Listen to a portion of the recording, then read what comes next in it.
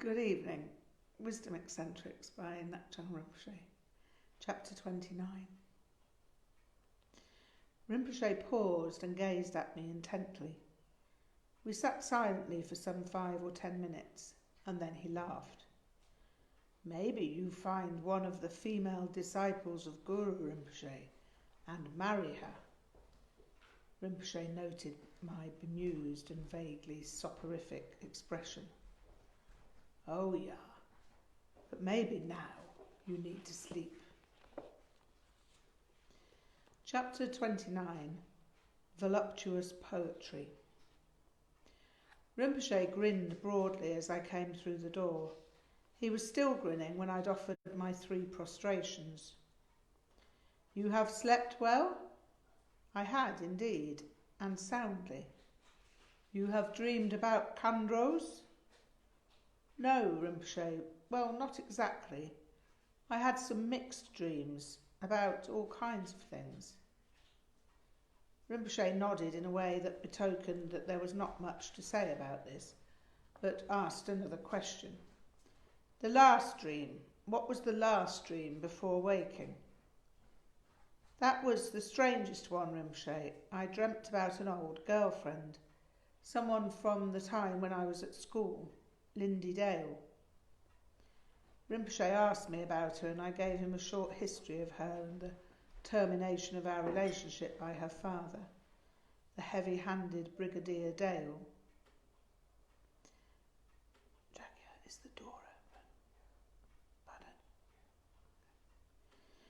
Pardon? Rinpoche listened patiently and seemed interested in the details, so I probably said a little more than he required.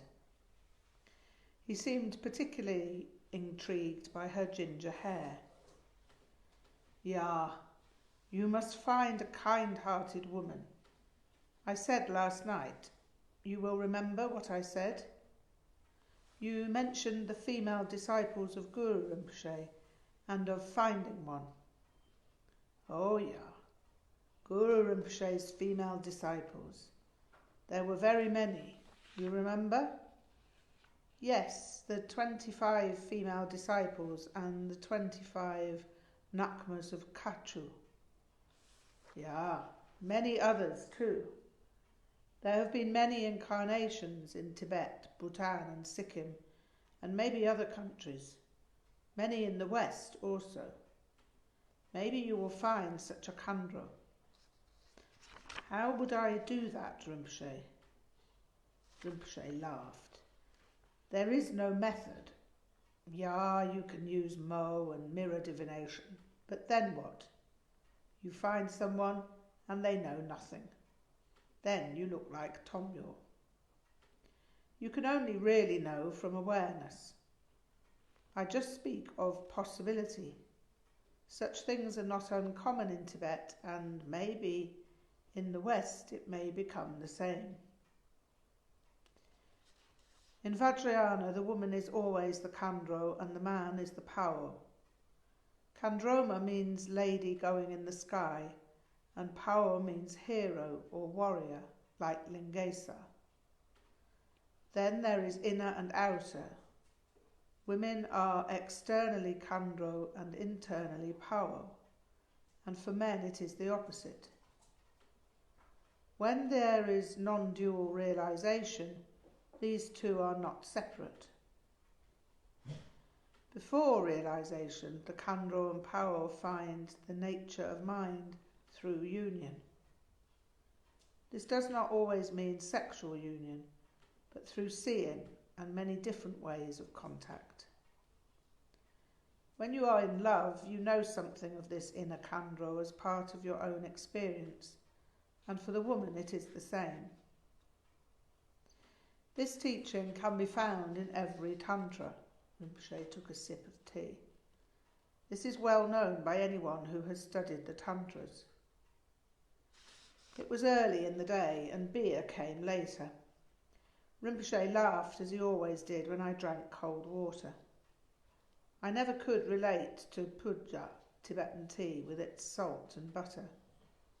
Some Western people come to relish it, but I was never much of a tea drinker in any case. Give me espresso or give me death, or something like that. I will tell you about one big and beautiful Khandro, Rinpoche announced. I cannot remember her name and I never met her, but she used to torment the monks at Dodrup Gompa. You remember the Tomyors who drove Dodrupchen away and who then requested him not to show miracles when he died?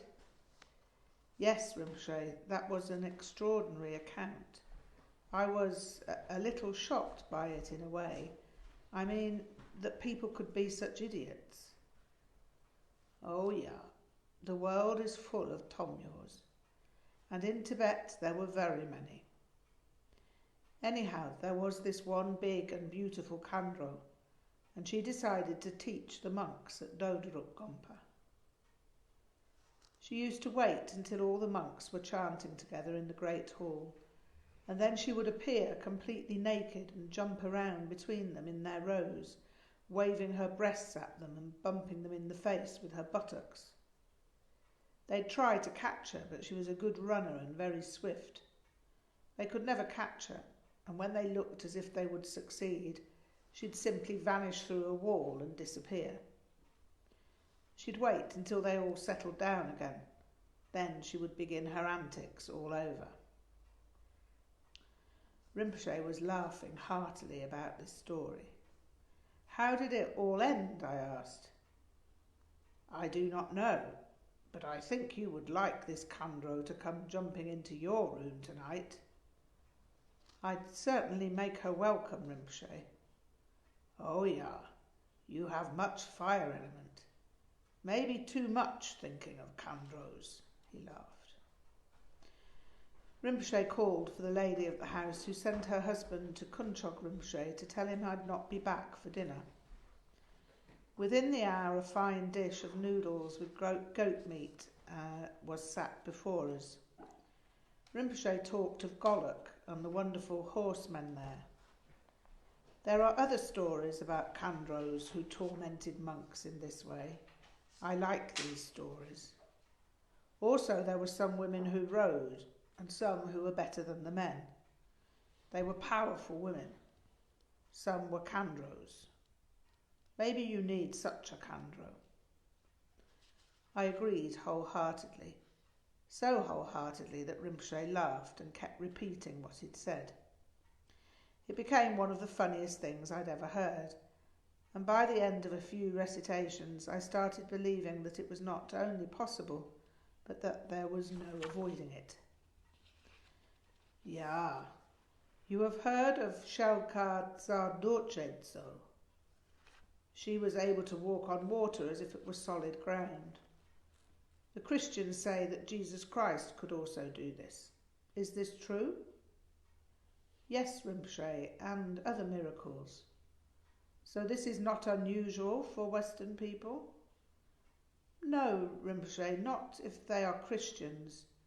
But these miracles are not really spoken of a great deal, not as far as I remember when I was young. Why is this? Well, that's complex. I think people like to ignore anything in the Bible that isn't convenient. Most people are uncomfortable with anything that doesn't fit with modern science or whatever their rationale dictates. So they say these miracles of Jesus Christ are just stories?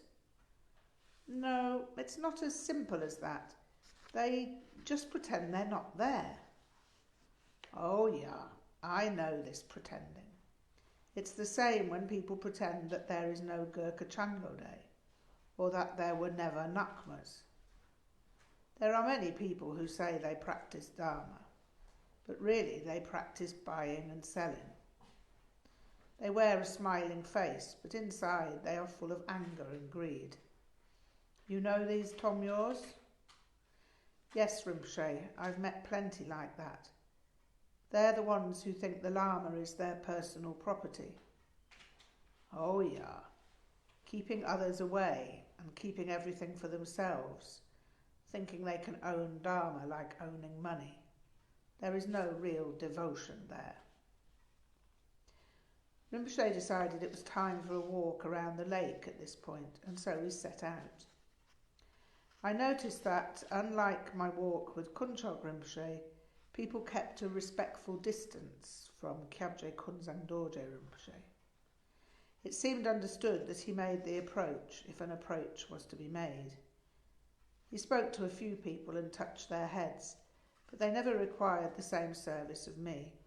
This was a relief, because I was somewhat on edge about that process.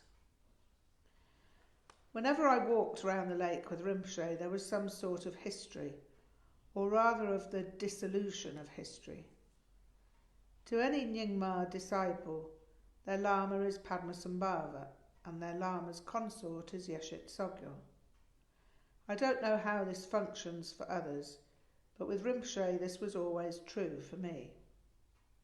How it was true is hard to describe.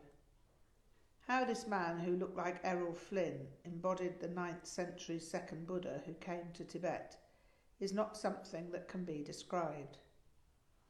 I'm not alone in viewing Rinpoche in this way, but I'm also not one of those people who becomes a born-again Tibetan. There were people I met in the East and back home who shed their culture and identity, but I never did that. Admittedly, some who shed their cultures have now clad themselves anew in the mantles of their upbringing, but many fail to recognise the human problems inherent in transiting between significantly contrasting frames of mind. These changes are not a problem in themselves, but when those concerned judge others on their failure to be as full-on as they are, their intensity has to be called into question. I'm not intending to be critical of the enthusiasm of socio-perceptual reenactors. I think it's amazing to hear War Between the States reenactors talk about period rush, the experience of suddenly feeling it's 1864 and you really are a Confederate soldier. I wasn't seeking period rush on those walks around Solpema with Rinpoche. It just manifested from the ground up and from the sky down. This was the very lake, and this the very place, and he was Kyabje Künzang Dorje Rinpoche, the embodiment of Padmasambhava. It wasn't a colossal sensation. In fact, it was quite subtle, and it came in ripples, almost as if the lake were washing over me. Almost as if the same air that was breathed in the 9th century were wafting over me. Now, I am not saying that an experience like this is important, necessary, or the result of practice. I'm simply telling a story. I think that experiences of this kind have fed into how I am today and how I teach. I do recommend that Western people make at least one pilgrimage in order to experience being a practitioner in a land where it is conventional to be a Buddhist. Part of that normality consists of the way in which information is absorbed. This particular day was such a day. Rinpoche regaled me with a list of luminous ladies of the 9th century, and I took careful note, because he was telling me about ancient relatives within the Nyingma family. We returned to Rinpoche's room and took our ease. It was time for a glass of beer and a little lunch. I ate paleps for preference and also brought them with me. Paleps are Tibetan muffins and have an extremely slight mustard tang to them. I ate them hot with a little butter and always enjoyed them immensely. Rinpoche was always amused by my diet. I was vegetarian at the time, but always ate whatever was offered, on the principle of being well-mannered. I also ate meat at the tantric feast, as meat and alcohol are an essential aspect of the tantric feast. I was never a vegetarian by religion. I simply felt I shouldn't eat what I knew I couldn't kill. Rinpoche had no issue with this, especially as I wasn't fixated on my diet, and had no health-freak inclinations other than avoiding junk food. Yeah, someday, maybe soon, this also will change. Maybe better when you are in England again. Maybe better not to eat meat here because you get ill. But through eating meat you make a connection, and for a tantrika that becomes important. Now it is a good discipline and your motivation is good, but later there are other disciplines that are more important. We sat for a while in silence and Rinpoche poured out 2 glasses of beer. Yeah, and so I will tell you of a khandro. No, he laughed, not for you. Anyway, she is already too old for you. But if she would have you, it would be perfect. Yeah, but anyway, she was married and will not marry again. Anyhow, her name is Golok Khandro Drolma Lamo. Khandro Drolma Lamo was recognized as a powerful Khandro at her birth. She is a terton, a discoverer of the concealed treasure teachings of Guru Rinpoche and Yeshit Sogyo. Her husband was Namtrul Jigme Puntsog Rinpoche.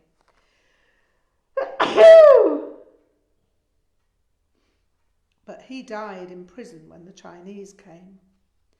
Her 3 brothers also were incarnations, and they also died in prison.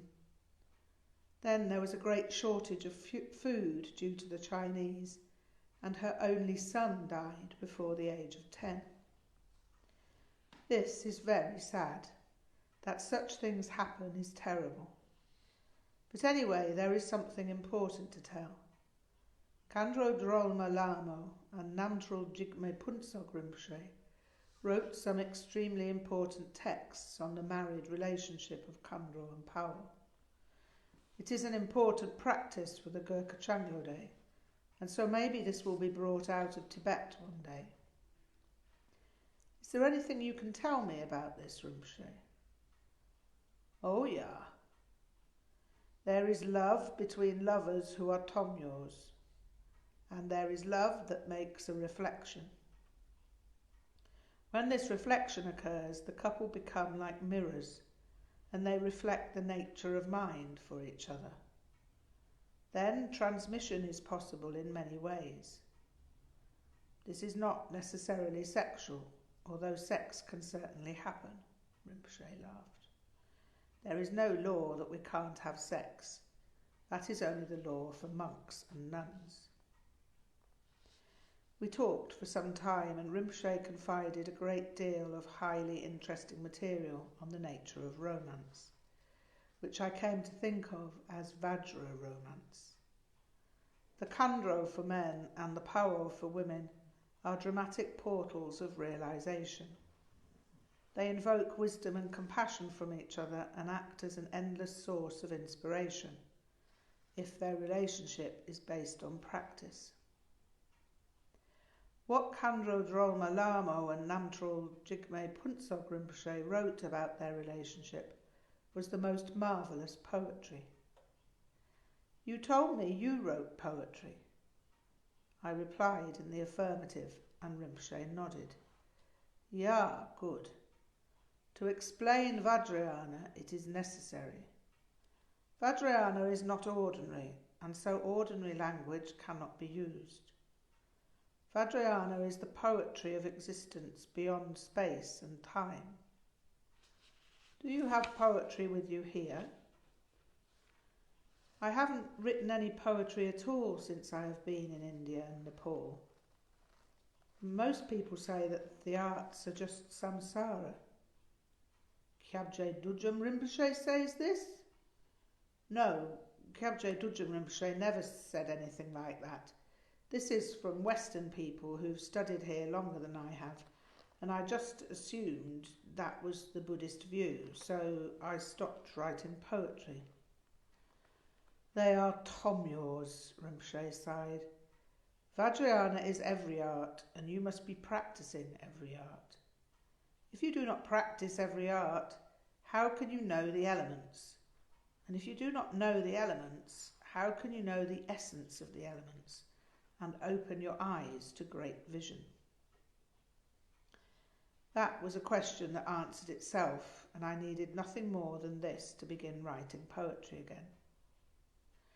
Rinpoche asked me to show him what I had written when I had completed a short piece on the lake at Sopema.